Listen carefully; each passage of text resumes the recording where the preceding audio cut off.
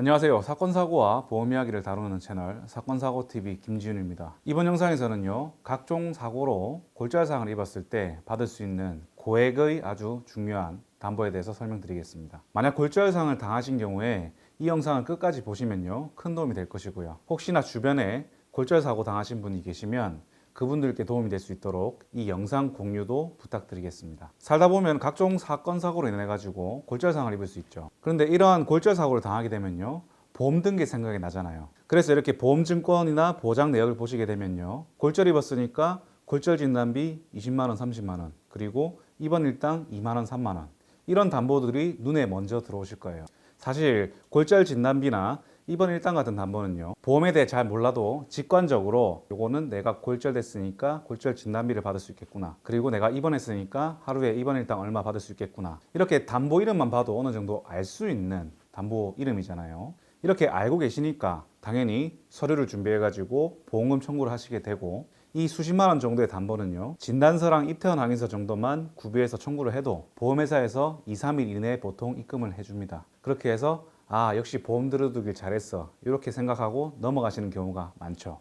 그런데 생각해 보시면요, 이 골절 진단비나 입원 일당 같은 담보도 보험증권이나 보장 내역을 보고 난 다음에 이 골절 진단비, 입원 일당이 있구나, 이렇게 인지를 하셨기 때문에 청구를 하셨을 거 아니겠습니까? 그렇다면 혹시 내가 몰라서 청구하지 못했던, 못 받은 보험금이 있는 건 아닌가 한번 생각해 보셨나요? 제가 지금 설명드릴 담보는요, 골절 진단비나 입원 일당처럼 몇만 원, 몇십만 원 나오는 담보가 아니라요, 수백, 수천, 많게는 수억 원까지도 나올 수 있는 고액의 아주 중요한 담보인데요, 이 담보가 있는지조차 모르기 때문에 청구를 안 하시고 넘어가시는 경우가 많습니다. 이 담보는 바로 후유장애 담보인데요, 이 후유장애 담보는 손해보험에서는 상해 후유장애, 이렇게 상해라는 표현이 붙어 있고요, 생명보험에서는 재해장애급여금, 재해장애특약, 이렇게 재해라는 글자가 붙어서 담보를 하고 있습니다.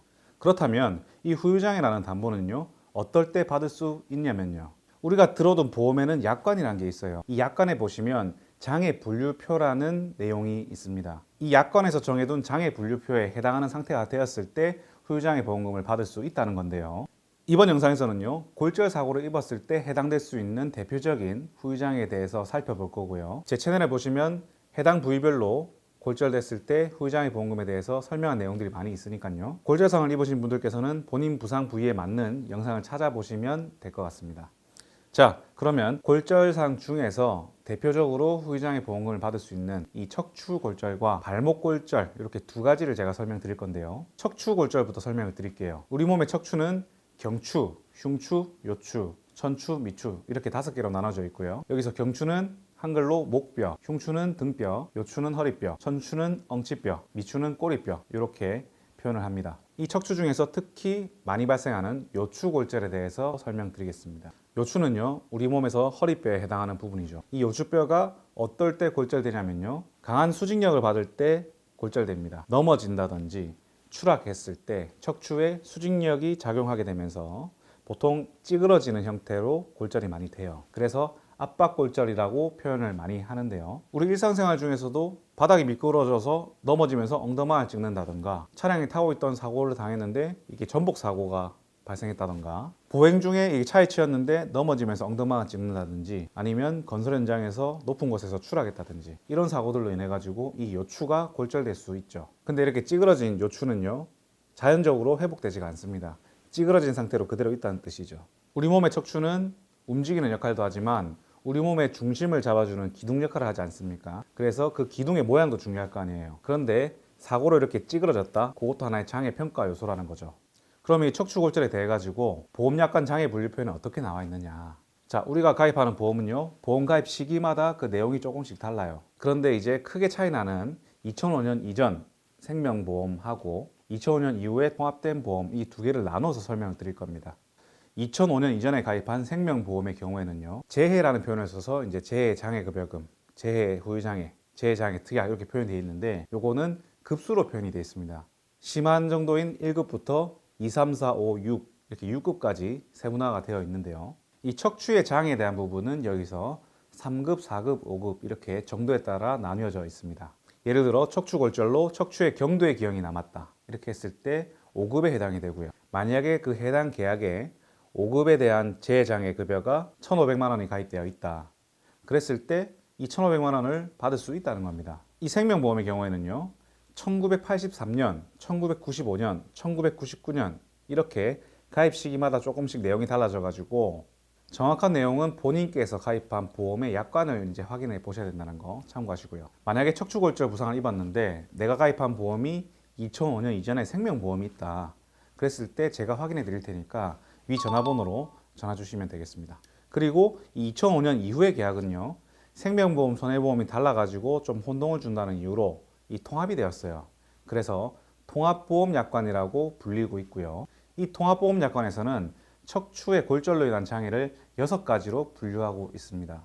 이때 척추 고정 수술을 한 경우 3가지, 그리고 척추 고정 수술을 안 한 경우 3가지 이렇게 나뉘어진다고 보시면 되는데요. 자, 지금 띄어져 있는 화면을 보면서 설명드리겠습니다. 자, 1, 2, 3, 4, 5, 6 이렇게 있죠. 척추에 심한 운동장애를 남긴 때 지급률 40%, 척추에 뚜렷한 운동장애를 남긴 때 지급률 30, 약간의 운동장애를 남긴 때 10, 그리고 심한 기형을 남긴 때 50, 뚜렷한 기형을 남긴 때 30, 약간의 기형을 남긴 때 15%로 규정되어 있습니다. 순서대로 설명드릴게요. 여기서 심한 운동장애를 하면요. 척추의 골절이나 탈구로 인해 가지고 4개 이상의 척추체를 유압하거나 고정했을 때 해당이 되고요. 지급률은 40%입니다. 그리고 뚜렷한 운동장애는요. 척추의 골절 또는 탈구로 3개의 척추체를 유압하거나 고정한 상태를 말하고요. 지급률은 30%입니다. 그리고 약간의 운동장애는 척추체 2개를 고정한 경우고요. 이때는 장애 지급률이 10%입니다. 자, 그래서 예를 들면요. 척추골절로 4개의 척추를 고정을 했어요. 내가 들어둔 후유장애 특약 가입 금액이 5억 원이다. 5억 원의 40%인 2억 원을 후유장애 보험금으로 받을 수 있다는 겁니다. 그리고 고정 수술을 안 한 경우에는 척추의 찌그러진 정도, 즉 기형 정도를 가지고 평가를 하는데요. 심한 기형을 남긴 때 장애 지급률 50%, 뚜렷한 기형을 남긴 때 지급률 30%, 그리고 약간의 기형을 남긴 때 지급률 15%에 해당을 합니다. 그래서 만약에 척추골절을 입고 수술은 하지 않았어요. 기형된 걸 측정해 보니까 만약에 내가 뚜렷한 장애에 해당이 된다. 장애 지급률 30%라고 말씀드렸죠. 그래서 후유장애 보험금 가입 금액이 5억 원이다 했을 때 30%인 1억 5천만 원을 받을 수 있다는 겁니다. 굉장히 많은 금액이죠. 실제로 이 후유장애 특약이 가입되어 있으신 분들은요. 적게는 수백만 원에서 많게는 수천, 수억까지도 실제로 받으실 수 있는 내용입니다. 특히 척추의 골절 같은 경우에는요. 이 장애 지급률이 높은 편이기 때문에 꼭 챙겨봐야 되겠습니다. 여기까지는 척추골절에 대한 설명이었고요. 이 척추골절 말고도 살다 보면은 이 팔, 다리 이렇게 골절상을 입을 수 있죠. 넘어지면서 손을 바닥에 짚어가지고 손목이 골절된다거나 미끄러 넘어지면서 발이 접질리면서 발목이 골절된다거나 아니면 각종 교통사고, 산재사고 등으로 팔, 다리 골절이 발생할 수 있죠. 그런데 팔, 다리 또 뼈가 많지 않습니까? 다 설명드리기엔 너무 길어지니까 발목 골절의 경우에서 주로 해당될 수 있는 발목 관절에 운동장애를 남기는 경우에 대해서 설명드리겠습니다. 이 장애 분류표를 보시면요. 이 한 다리의 3대 관절이라는 내용이 나오죠. 여기서 한 다리의 3대 관절이란 엉덩이 관절, 무릎 관절, 발목 관절을 말하는데요. 여기서는 발목 골절에 대해 설명드리지만 이 엉덩이 관절, 고관절, 그리고 무릎 관절, 슬관절 요 관절에도 똑같이 적용되니까 참고하시면 되겠고요. 한 다리의 3대 관절 중 한 관절의 기능을 완전히 잃었을 때 지급률 30%, 심한 장애를 남긴 때 지급률 20%, 뚜렷한 장애 남긴 때 지급률 10%, 약간의 장애를 남긴 때 지급률 5%라고 되어 있습니다. 여기서 기능을 완전히 잃었을 때는 관절이 완전히 굳었거나 인공관절, 인공골두를 삽입한 경우, 그리고 근전도 검사상 완전 마비 소견이 있고요. 근력 검사에서 근력이 0등급, 제로인 경우이고요. 다만 여기서 이제 인공관절이나 인공골두를 삽입한 경우에는 또 2018년 4월 이후에 판매된 약관에서는 개정되었어요. 30%가 아니라 심한 장애 20%로 개정되었으니까 참고하시고요. 그 다음 이어서 설명드리면 심한 장애를 하면 이 발목 관절 운동 범위 합계가 정상 운동 범위의 4분의 1 이하로 제한되거나 근전도 검사상의 심한 마비 소견이 있고 근력 검사에서 근력이 1등급 트레이스인 경우를 말합니다. 그 다음 뚜렷한 장애를 하면요. 해당 관절의 운동 범위 합계가 정상 운동 범위의 2분의 1 이하로 제한된 경우, 그리고 마지막 약간의 장애를 하면 해당 관절의 운동 범위 합계가 정상 운동 범위의 4분의 3 이하로 제한된 경우를 말합니다. 뭔가 되게 복잡하죠.